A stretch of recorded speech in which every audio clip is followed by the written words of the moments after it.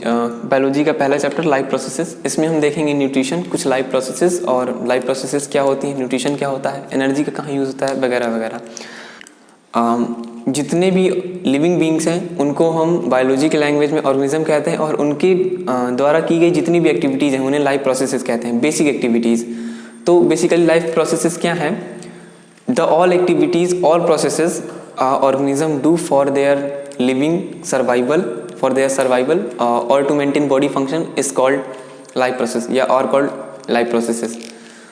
तो मतलब हर वो बेसिक चीज़ें, हर वो बेसिक प्रोसेसेस जो एक ऑर्गेनिज्म करता है अपने बॉडी फंक्शंस को मेंटेन करने के लिए और अपना जीवन चलाने के लिए, उसे लाइफ प्रोसेस कहते हैं। तो हम देख लेते हैं कुछ इंपॉर्टेंट लाइफ प्रोसेसेस।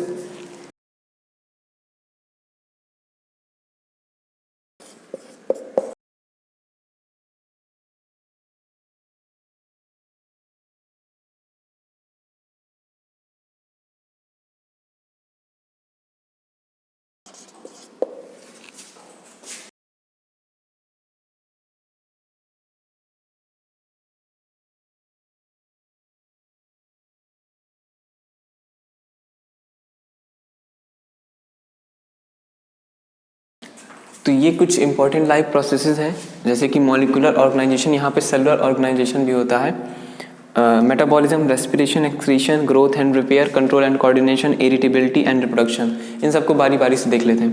पहला है जो मॉलिक्यूलर ऑर्गेनाइजेशन या सेलुलर ऑर्गेनाइजेशन। इसमें क्या होता है कि हमारी सेल्स के अंदर, सेल्स जो हमारी बेसिक यूनिट है, इसके बारे में हम अच्छे से डिटेल में पढ़ेंगे जब ये इस चैप्टर में आगे सेल टॉपिक आएगा।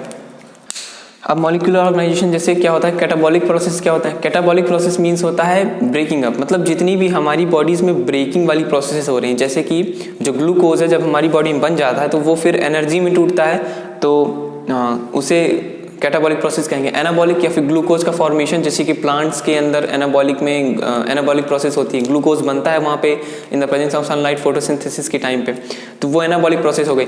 तो हमारी बॉडीज़ में कई सारी ऐसी रिएक्शंस होती हैं, प्रोसेसेस होती हैं सेल्स के अंदर जो कैटाबॉलिक और एनाबॉलिक होती हैं, तो वो मॉलिक्यूलर ऑर्गेनाइजेशन और सेलुलर ऑर्गेनाइजेशन के अंडर में आती हैं। फिर है मेटाबॉलिज्म। मेटाबॉलिज्म में क्या होता है, जो हमारा फूड है, एनर्जी है, वो एटीपी, एडिनोसाइन ट्राइफॉस्फेट के रूप में हमारी बॉडी में स्टोर होता है, तो उसे मेटाबॉलिज्म कहते हैं। मेटाबॉलिज्म की अगर डेफिनेशन देखना चाहें एक लाइन में तो कुछ ऐसे होगी। मेटाबॉलिज्म को कुछ हम ऐसे कहेंगे, the various biological or chemical processes that occur in the living organism for their survival are called metabolism। हमारा खाना, जैसे कोई दुबला होता है, कोई पतला होता है, तो कोई दुबला वाला कहता है कि हम बहुत ज़्यादा खाना खाते हैं तब भी हमारा जो वेट है वो बढ़ नहीं रहा है, मास तो बढ़ नहीं रहा है, तो उसकी सीधी सी बात है कि अगर उसकी बॉडी में कोई और डिफेक्टिव फंक्शन नहीं चल रहा है तो उसमें क्या होता है, मेटाबॉलिज्म उसका ज़्यादा होता है। इस वजह से क्या होता है कि जो जितना भी फैट है, खाना है, वो सब एनर्जी में कन्वर्ट हो जाता है इन प्लेस ऑफ फैट, तो वो ये होता है मेटाबॉलिज्म। मतलब जो मोटा आदमी उसका मेटाबॉलिज्म कम है तो उसका खाना फैट में ज़्यादा कन्वर्ट होता है, और जो मेटाबॉलिज्म, और वैसे जनरल हेल्थ है किसी की तो कोई दिक्कत नहीं, लेकिन दुबले पतले वाले केस में एक एग्जाम्पल था मेटाबॉलिज्म का। फिर है रेस्पिरेशन। रेस्पिरेशन में सीधी सी बात है, हम सांस ले रहे हैं, छोड़ रहे हैं, तो इसमें CO2 O2 का इनटेक आउटेक है, तो ये भी एक इंपॉर्टेंट लाइफ प्रोसेस है। एक्सक्रीशन, मतलब अब बिना एनर्जी के यहाँ भी जितनी भी प्रोसेस लिखी है वो बिना एनर्जी के नहीं हो सकती। एक्सक्रीशन क्या होता है, removal of nitrogenous waste excretion कहलाता है। हमारी बॉडी से जो नाइट्रोजनस या मेटाबॉलिक वेस्ट है उसे एक्सक्रीशन कहते हैं। ग्रोथ एंड रिपेयर, हमारी सेल्स जो होती हैं वो बिगड़ती हैं फिर बनती हैं, तो नई बनाने के लिए हमारे पास ग्रोथ की ज़रूरत है। हमें कहीं चोट लग गई, मतलब एनर्जी की ज़रूरत है ग्रोथ के लिए, हमें कहीं चोट लग गई तो वो घाव भरता है, तो उसे रिपेयरिंग कहेंगे, तो उस घाव को भरने के लिए भी हमें एनर्जी चाहिए, न्यूट्रिएंट्स चाहिए। फिर होता है control and coordination. Control and coordination, हमें मुझे ये बोर्ड छूना है या फिर इस बोर्ड में कुछ लिखना है, तो हम अपने बॉडी को उसके लिए एक्शन करने के लिए कहते हैं विद आवर ब्रेन। तो ब्रेन को हम जो ऑर्डर दे रहे हैं उसे कंट्रोल एंड कोऑर्डिनेशन कहते हैं। मतलब ब्रेन और हाथ कोऑर्डिनेशन हम बैठा रहे हैं कि हम कंट्रोल कर रहे हैं कि हाँ हमें ये लिखना है, ये नहीं लिखना, मुझे कंट्रोल लिखना है तो मैं कंट्रोल लिखूंगा। कंट्रोल एंड कोऑर्डिनेशन में एनर्जी लगती है। इरिटेबिलिटी क्या होती है? इरिटेबिलिटी के लिए हमें पहले एक वर्ड जानना पड़ेगा, स्टिमुलाई। स्टिमुलाई ये सेकंड चैप्टर में है हमारे, हम इसे अच्छी डिटेल में पढ़ेंगे, बस हम जनरल जान लेते हैं स्टिमुलाई क्या होता है। सपोज मुझे ये सपोज एक मक्खी है ये, इसने मुझे ऐसे टच किया, तो ये जो बाहरी फैक्टर है जिसने मुझे टच किया, कुछ फील दिया, तो वो स्टिमुलाई है। और सपोज मक्खी है, मैं डर गया तो मैं ऐसे हाथ हटाऊंगा तो ये इसकी अपोज में रिएक्शन हो गया, इसी को इरिटेबिलिटी कहते हैं। मतलब स्टिमुलाई को रिस्पॉन्स करना। मक्खी बैठी, मैंने हाथ ऐसे हटाया, तो ये स्टिमुलाई था बाहर का एक फैक्टर जिसने मुझे डिस्टर्ब किया, मेरी बॉडी को डिस्टर्ब किया, सेंस दिया, तो मैंने टच किया, हाथ हटाया, तो इसे इरिटेबिलिटी कहेंगे। मतलब स्टिमुलाई के प्रति हमारा जो रिस्पॉन्स है उसे हम इरिटेबिलिटी कहेंगे। रिप्रोडक्शन है, हमें अपनी जो मानव जाति से आगे तक बढ़ाना है, सदियों तक चलाना है, जिसकी वजह से हम सब आज कंपटीशन भी कर रहे हैं, हमारी लाइफ चल रही है, लिवलीहुड हर आदमी अर्न कर रहा है, तो रिप्रोडक्शन के लिए भी हमें एनर्जी चाहिए, रिप्रोडक्शन के प्रोसेस के लिए। तो ये थी हमारी कुछ इंपॉर्टेंट लाइफ प्रोसेसेस। अब आगे देख लेते हैं न्यूट्रिशन क्या होता है, जो हमारा मेन टॉपिक है।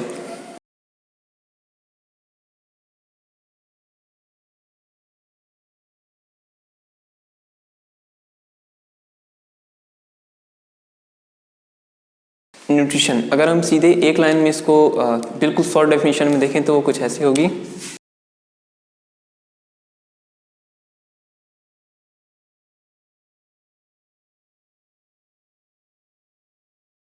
Obtaining and utilising nutrients is called nutrition. इसको इलेबरेट करें तो ये कहेंगे जब लिविंग ऑर्गेनिज्म न्यूट्रिशन प्रोसेस में क्या करता है, जितने भी न्यूट्रिएंट्स होते हैं उन्हें ऑब्टेन करता है थ्रू फूड, और फिर बाद में उन्हें यूटिलाइज करता है, मतलब उसे यूटिलाइज करता है और अपने कामों की जो लाइफ प्रोसेसेस है उसके लिए सिंथेसाइज करता है, रिपेयरिंग में, सिंथेसाइजिंग में, ग्रोथ, रिपेयर, डेथ वगैरह वगैरह सब में उनका इस्तेमाल करता है। तो ये न्यूट्रिशन था।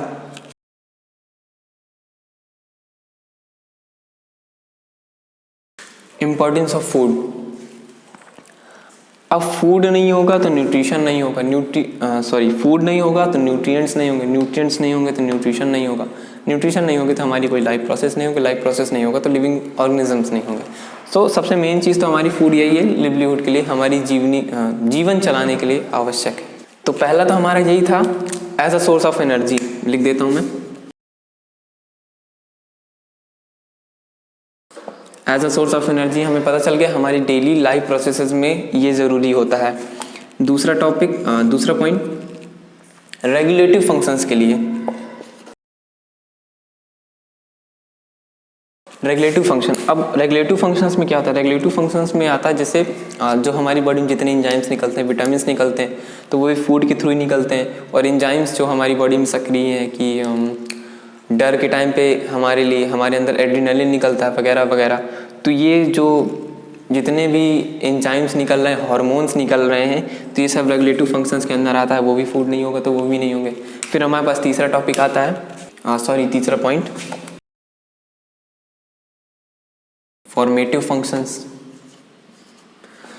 हाँ, फॉर्मेटिव फंक्शंस में क्या आता है, हमारी जो सेल बिगड़ गई है तो उसका बनना, जब बच्चे की ग्रोथ होती है तो उसमें क्या हो रहा होता है कि मतलब जो सेल्स होती हैं वो जितनी बिगड़ती हैं उससे ज़्यादा बन रही होती हैं, तभी तो बच्चा छोटा, फिर बड़ा। और बुढ़ापे में क्या होता है, जब आदमी की एज गिरने लगती है तो उसमें क्या होता है कि जो सेल्स होती हैं वो जितनी बनती नहीं है उससे ज़्यादा बिगड़ने लगती हैं, तो तभी वो आदमी धीरे धीरे बूढ़ा होकर ख़त्म हो जाता है। तो ग्रोथ में भी, मतलब सेल में भी और उसकी रिपेयर में भी ये जो फूड की अहमियत है, न्यूट्रिशन की अहमियत है, वो भी एक इंपॉर्टेंट लाइफ प्रोसेस है। तो फॉर्मेटिव फंक्शंस में यही आता है, जैसे हमारी कोई सेल डैमेज हो गई, हम गिर गए, चोट लग गई, तो उसमें जो घाव बढ़ जाता है, सेल नहीं आ जाती है, सेल रिपेयर हो जाती हैं, तो वो फॉर्मेटिव फंक्शंस के अंडर में आता है, वो चीज़ फॉर्मेटिव फंक्शंस के अंडर में आता है। सो ये था हमारा इम्पोर्टेंस ऑफ फूड। अगली बार जब हम मिलेंगे तो हम देखेंगे modes of nutrition in organism में किस तरह से और कितने प्रकार से न्यूट्रिशन होता है। So that's all for this video, thank you.